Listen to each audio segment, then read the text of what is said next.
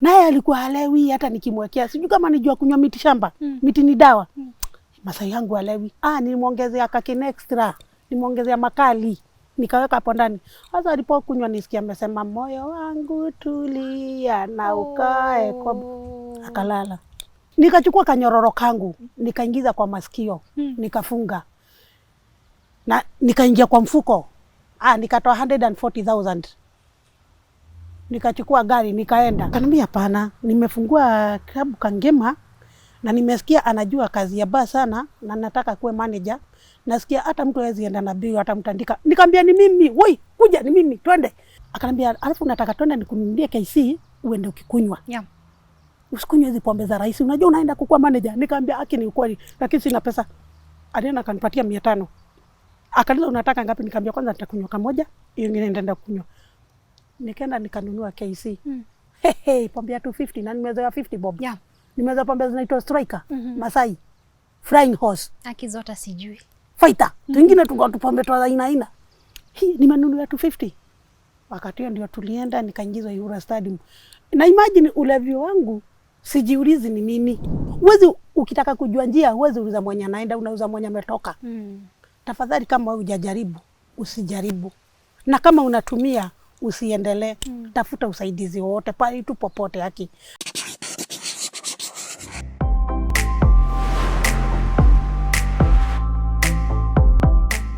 Hello Tuko family, welcome to the part 2 of Faiza's story. You can tell that from the part 1 alikuwa amesema how she sold her son, how she started drugs, and now we still continue to talk to her. Karibu sana. Asante. Break imekuaje? Imekuwa poa. Nimeshukuru juu ya kahawa. Na kitu ya kukunywa. Unajua mimi chai nilikunywa wakati nimetoka rehabilitation. Aki. Mimi singeharibu maziwa pombe ikiwa.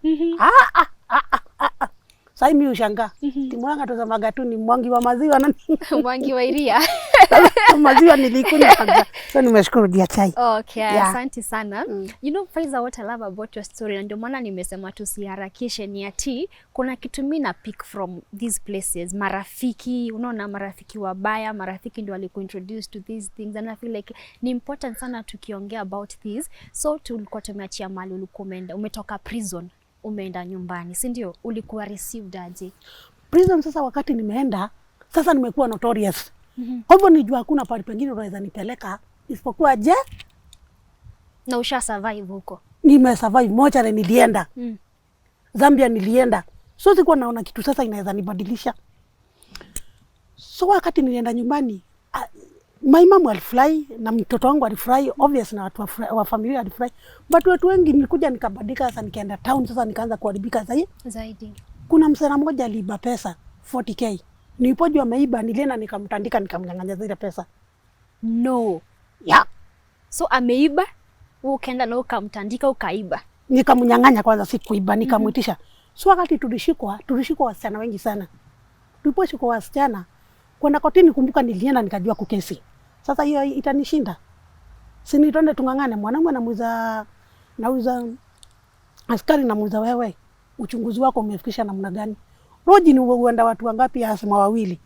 Na sisi wanawake 9 tuko tunafanya nini kwa roji na huyo mwanaume?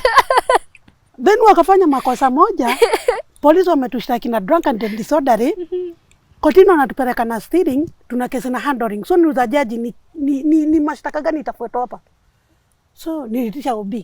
Venye usesi akuja. Jaji akatwambia ati leo ndio siku ya mwisho. Nikasema tumepewa adjournment mara mingi. So tulipoenda nikajua sasa prosecutor unijui. Nikaambia judge, akasema ati prosecutor akatita adjournment. Nikasema you are on last time wakati you are here tuliagana na mahakama, leo ndio siku ya mwisho, ningeomba ahadi yetu na mahakama itimie. Ikasemekana lazima. Wakasema tuachiliwe na 87 kule unaweza shtakiwa na achiliwa na ushtakiwa tena. Niliona mapolisi, nikasema hiyo nimekataa, nimehisi ni kesi, niachiliwe na ile sheria inafaa vile nimekesi. Na sasa hiyo wakati ulikuwa unajifaitia wewe ama na wasichana wenzako pia? Si mimi nikisema wale wengine wanasema, mpaka jaji alikuwa akiniambia good. Si tuliachiliwa. Tulipoachiliwa prosecutor aliniita akaniza ulifikisha wapi ya kusoma. So ile waravu yangu ya 463 marks unaona vile inafanya haki wewe haki na wazazi haki somesheni watoto wenu haki. Juu sasa sijui pale ningekuwa. Haki. I don't know why I could have been now. tulikuwa tumepewa cash bail. Na jaji alikuwa ametupea cash bail ndio ukitoa ajua ni wewe uliiba. So nika prison for 2 weeks. My brother akakuja akanisainia na payslip. Nilipotoka, kesi nikashinda kesi. Kuna askari wale walikuwa wanatukujia polisi na kutupeleka kotini. So ule askari alienda akachukua loan akanitafuta. Alipokuja kunitafuta, yeye alikuwa anaona bibi, mimi nilikuwa naona pesa. So mimi nikula zile do nikakula. Ndo zake. Pesa zake wakati zilipungua, nikaanza madharau. Akaniambia sio ni bibi, nikamwambia wewe ukipunguza pesa unapunguza raha. Faiza? Silikuja nikampiga hii chupa. Nikampasua hapa akapelekwa kwa hosi akashonwa, akaenda kwao akakuja na bibi. Siku moja alinikuta town, nimevuta bangi. Sasa niko na kakenestra hivi nimekaa. Kumekauka na shindo, ni nani nitapita na pesa zake? Ngoja kidogo, hiyo kinestra unasema umeshika ni nini ndio audience wa understand? Kinestra ni pombe makali. Ni ma spirit. Tulikuwa tunakunywa pombe nyingine ilikuwa inaitwa kana. Na kakifika kwa tumbo kanakuwa kama mtu kazima. Unaongea unajua kana na kikuni katoto.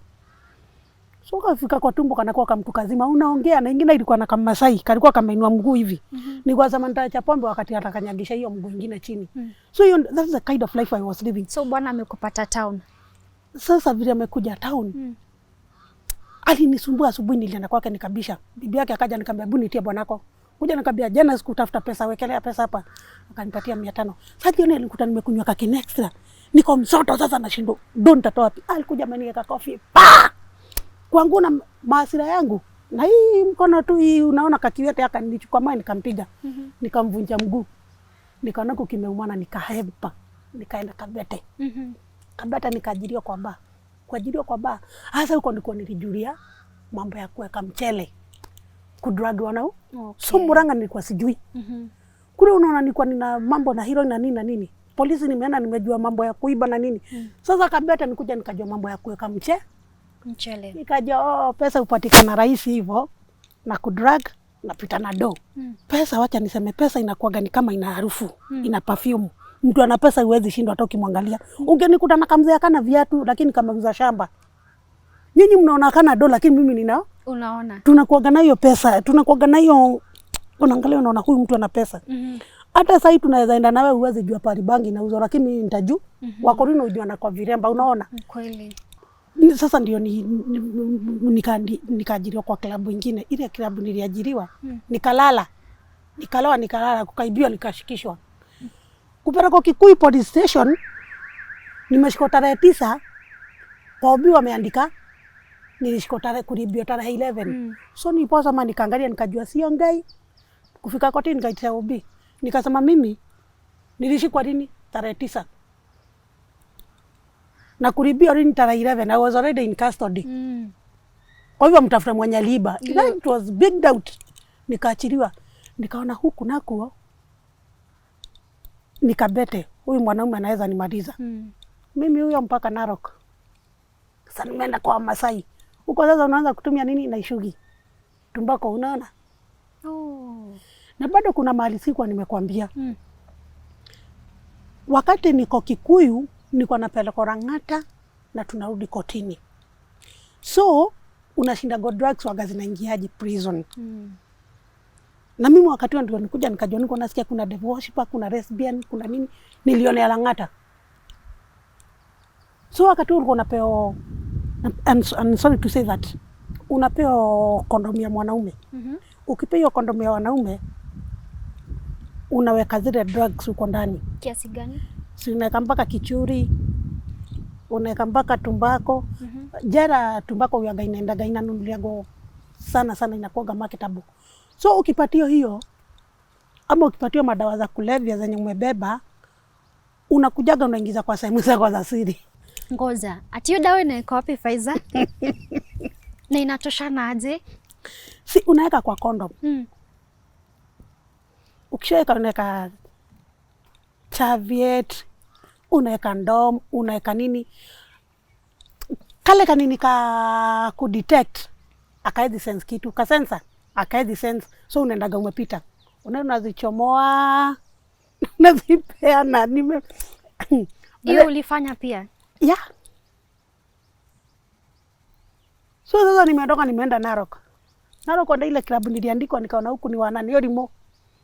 Nikaanza kuchimba viazi. Viazi unajua huko uwaga unaenda kuchimba viazi unaweza tengeneza zao per day. Hasa kwa hiyo nimeanza kufanya kazi. Wamasai unadhani gani wajinga, lakini Wamasai wa siku hizi si wajinga vile. Wamasai anaingia kwa klabu, ukifika ukiwa mgeni wanakujaga wakiwa wengi. Wakija wakiwa wengi anakupatia tipu, anakwambia weka hiyo ni yako. Kumbe waga naenda naandika. Zikishafika mingi anakujaga nakwambia Ero, sida tunaenda kwangu, naambia Mika na ana kutoka na matuzi zingine mbaya. You see? Juu anajua haja kupatia pesa ya bure. Yeah.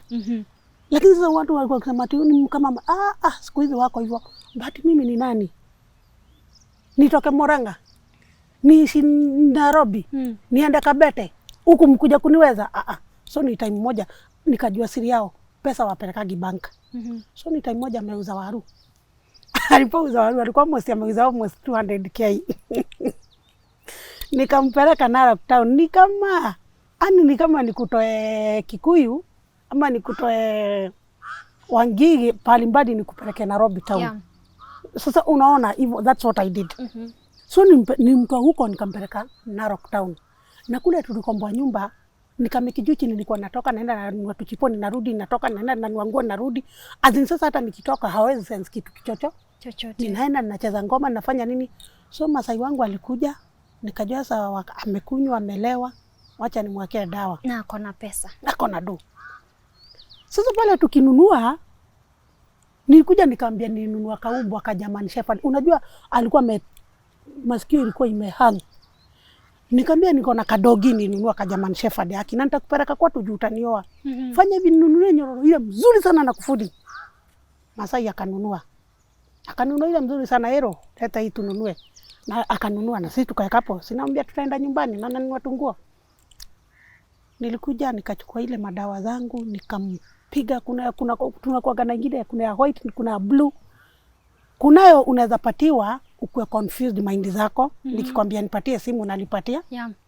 Nikwambia nipatie unanipatia. Ingine nakwambia twende ATM uende utoe. Kuna ingine unalewa unalala. Na hizi dawa ulikuwa unanunua wapi? Unauliza. Sinakwambia sasa nimekuwa master, kuna ule mwenye anatuzia. So nilienda nikaenda nikamdrag. Naye alikuwa halewi, hata nikimwekea sijui kama nijua kunywa miti shamba. Miti ni dawa. Masai yangu halewi.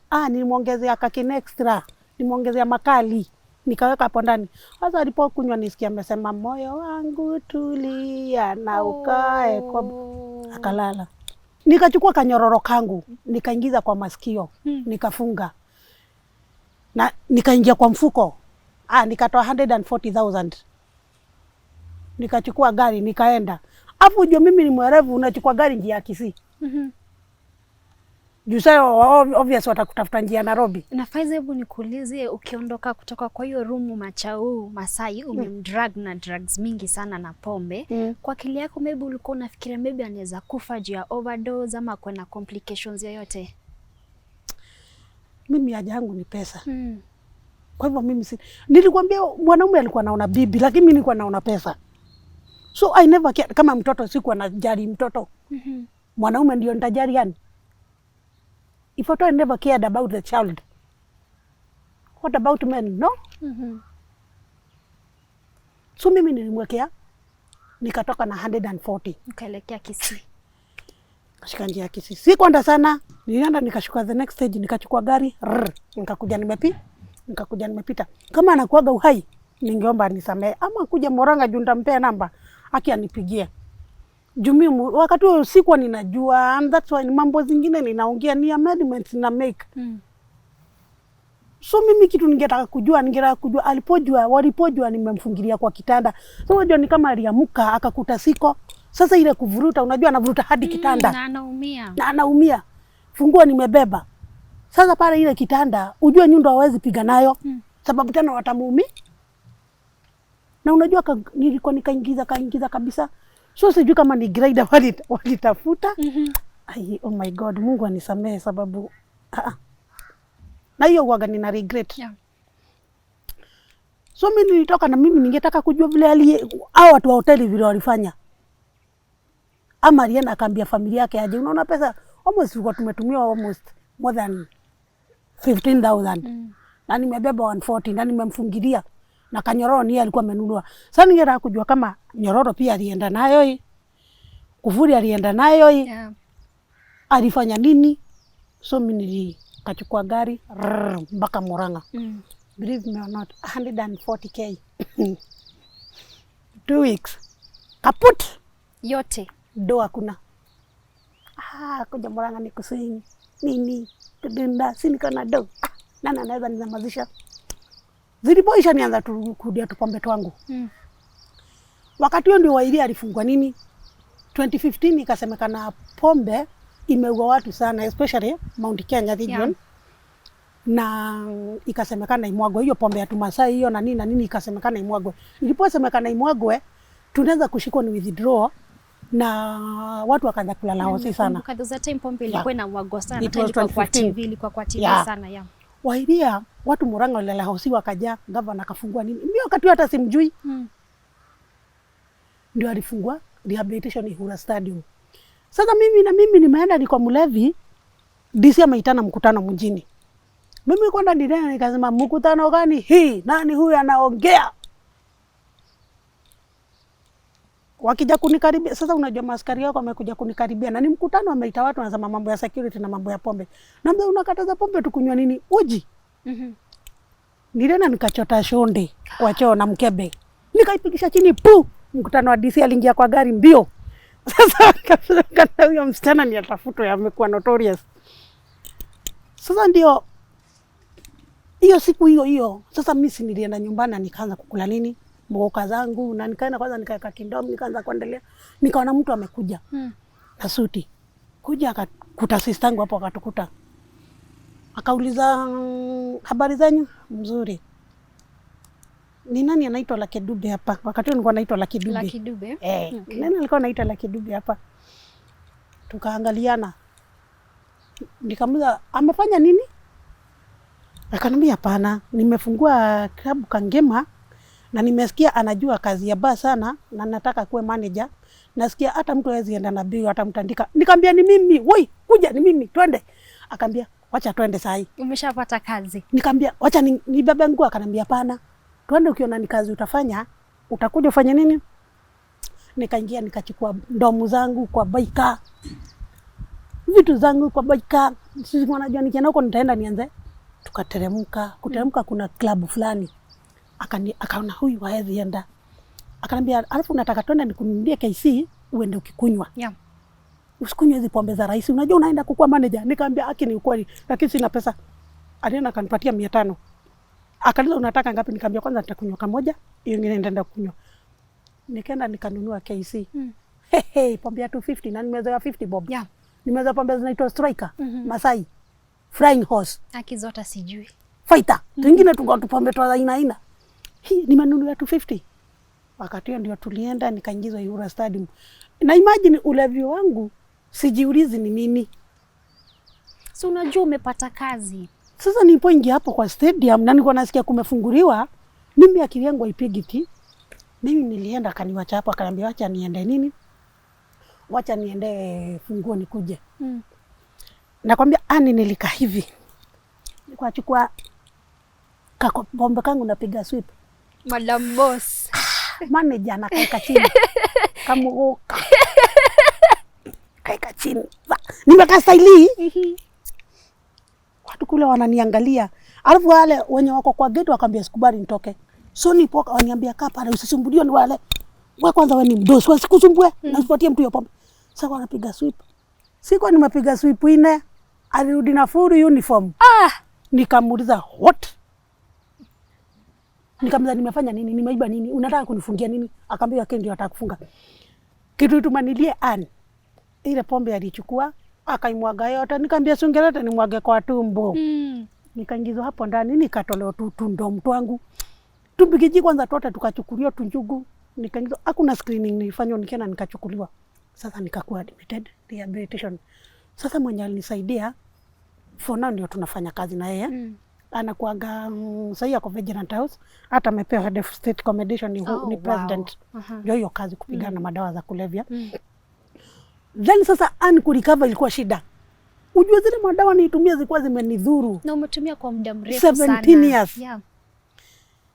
So kitu ya kwanza nilienda nikalala Murang'a General. Nikaanza kupewa dawa ilikuwa ikiitwa Encorit.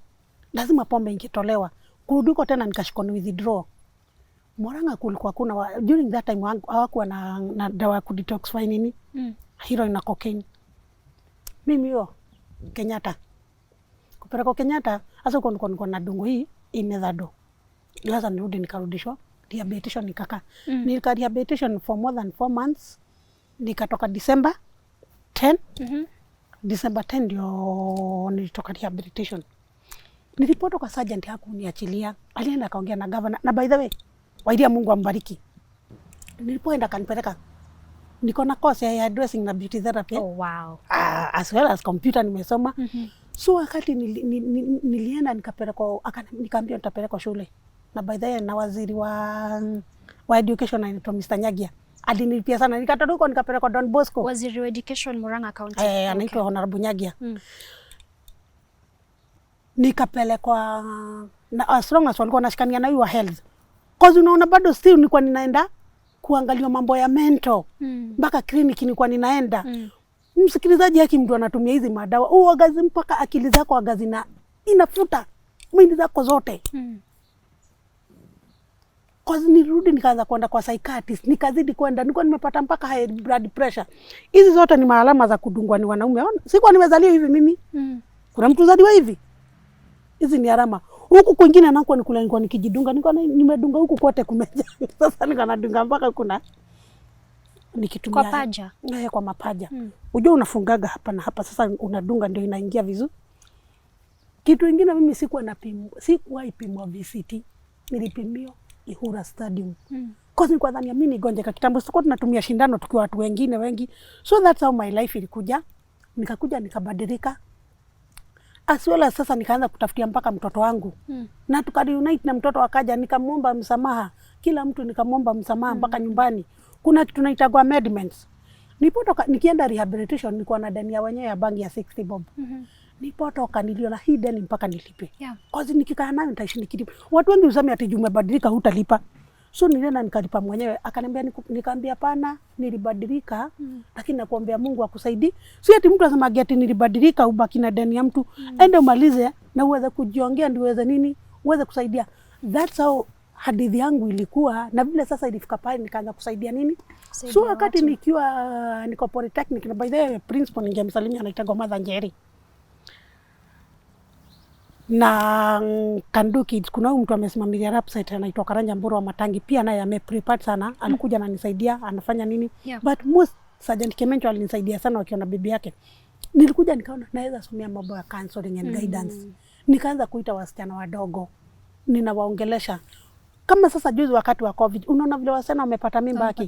Mtoto wa miaka 9 anapata mimba. Hebu niambie akifikisha 18 mtoto wake atakuwa na miaka 9. Amefika half age. Nani atakubali kuwa huyo mtoto? Wasichana naambiaga sana kama sasa iko Murang'a sasa ni msimu wa maembe. December nilikuwa naambia vizuri. Maembe yuko ichuna ianguke chini, aiwezi iumu aiwezi rudi kwa mti tena. Kwa hivyo mwanaume atakuuma na akudump. Hivyo ndivyo ilinihapenia and it hurts. Ninahangaika tena mpaka mambo ya boy child. Mtoto wangu vile naye alipata shida. Tumekuja kureunite akiwa mtu mkubwa, akiwa form 3. Ndio tumekuja tukaanza. Na unajua mtoto wangu secondary alikuwa mbele yangu, ni alikuwa akinipatia assignment nirudi na nikasoma. Wow. Na useme wewe mwenye hukuendelea na masomo useme umezeeka.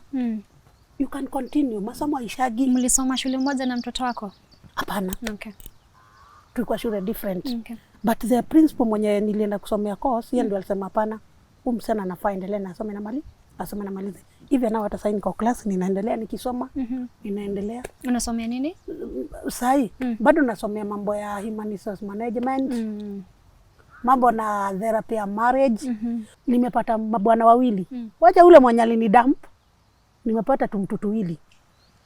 Wa kwanza mama yake akamuuliza sasa huyu mtakuwa mnakaa msaidiani sizaliwi ama ni nini? Huyo tukaachana. Wa pili aliniita akanikatia. Wa kwanza ndio alikuwa akiniachia pesa ya unga, anakuta nimeenda kwa bar. Afu sipati mtoto, unajua utamuandoa ni watoto.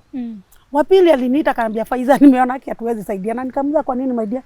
Akaniambia sasa wewe Badili ya kukaa nayo afadhali ninunue ng'ombe, ikikamua ninauza maziwa, ikikunia ninauza mbolea. Bado hatusaidiani, huzai. Ikakuwa hivyo sababu ushatumia miraa, msichana inakuwaga na roll libido.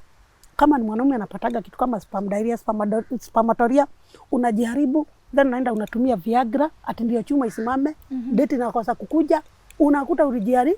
That's how the kind of life yenye wagasad. For now, ninasomeshaga watu na nawaongeleshaga. Pombe zile nilikuwa nikiuza, kuna pombe nilikuwa nikiuza, tunaweka mpaka nguo zetu za ndani. Ndio ukizungusha hivi, huyo mtu akikunywa huko atafanya nini? Watu wangejua nini wanatumiaga ama ni nini wanakunywaga. Hebu tuelezeni nini inakuanga kwa hiyo pombe?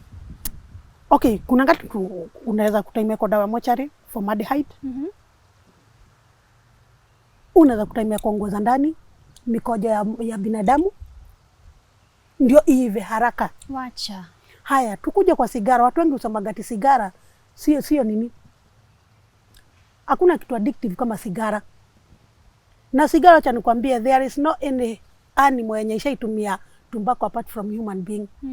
Na wacha nikwambie, when a smoker smoke cigarettes, mwenye the smoker waga na lose 6 minutes of his or her life, passive smoker waga na lose double.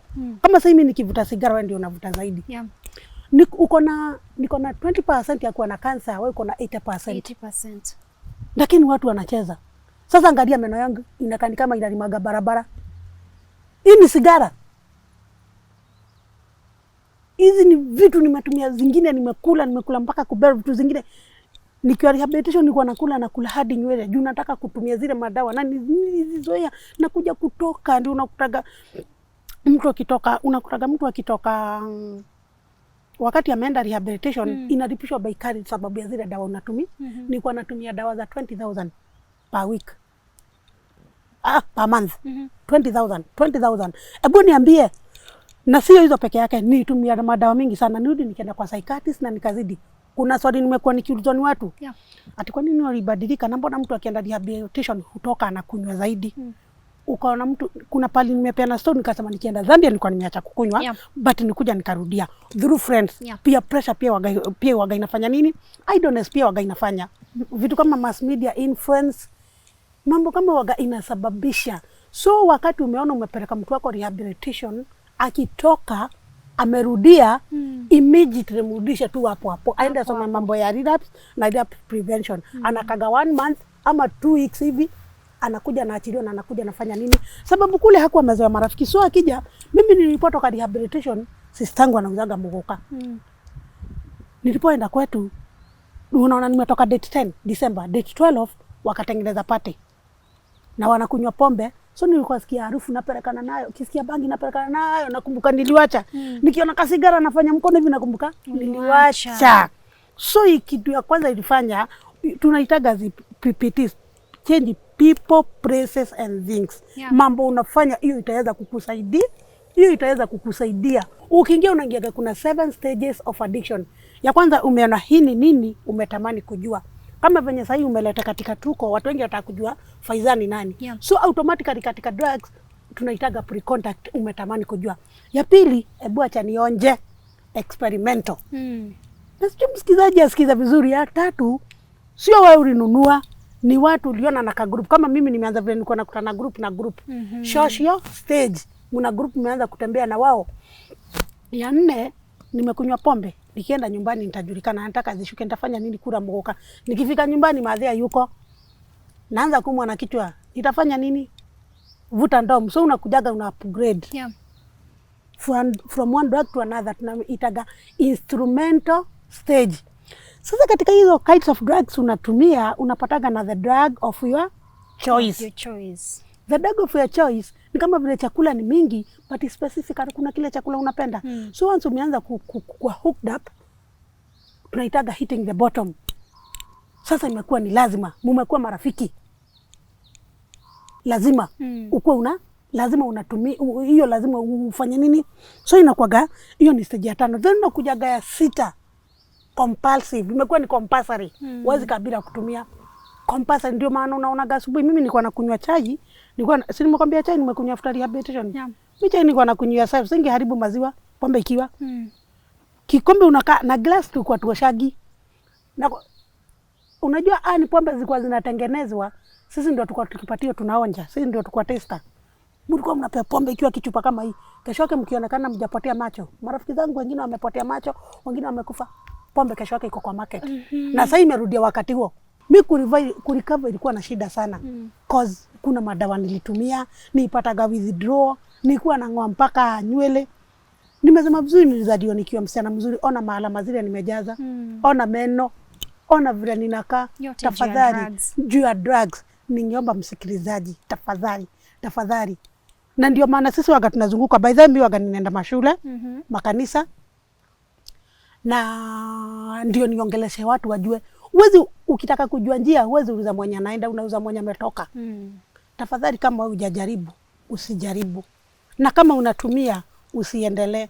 Tafuta usaidizi wote pale tu popote haki. And especially for young girls and young boys. Maisha si mteremko. Nikimalizia napenda kupeana mfano. Kuna msichana mmoja kwa walikuwa kipika samaki kama wamekata, inakatanishwa nusu, lakini wakati alikuwa mkubwa alienda akakuta inapikwa ikiwa mzima. Akaenda akauliza mamake, aje mam, mbona unakata samaki mara mbili na niliona ikipikwa ikiwa mzima? Naye akaniambia nilioneshwa ni nyanya yako. Yeah. Akaenda akakuta nyanya yake, akauliza nyanya yake, shosho, mbona unakata samaki na niliona ikipikwa mzima? Naye great grandmother alikuwa anafanya the same. Enda muulize.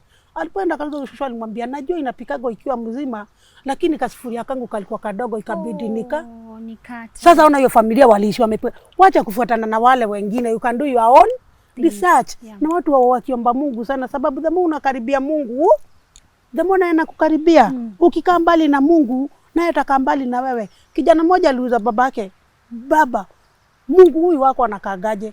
Babake akamuonesha ndege hii airplane ikiwa juu. Unaona hiyo airplane inakaje? Nani kadogo.